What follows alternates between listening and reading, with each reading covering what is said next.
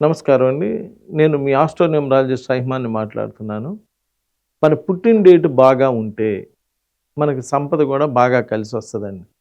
కొంతమంది చూడండి ఐఏఎస్‌లు, ఐపీఎస్‌లు అవుతుంటారు. అంటే వాళ్ళ డేట్ ఆఫ్ బర్త్ చాలా అద్భుతంగా ఉందనమాట. కొంతమంది మినిస్టర్స్ అవుతున్నారు.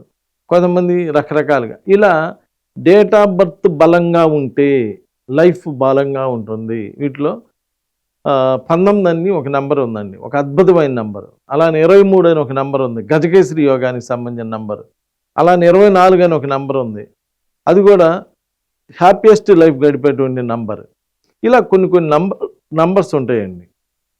ఆ నంబర్‌లో పుట్టిన వాళ్ళు అలానే 27 నంబర్ అని ఇలా కొన్ని నంబర్లు ఉంటాయండి. ఆ నంబర్‌లో పుట్టిన వాళ్ళు even if they are in ordinary family they reach high position. మీరు మామూలు కుటుంబంలో పుట్టినా, మామూలు జీవితంలో ఉన్నా కానీ డెఫినెట్‌గా డేట్ ఆఫ్ బర్త్ బలంగా ఉన్నోళ్ళందరూ కూడా జీవితంలో చాలా బాగా పైకొస్తున్నారు.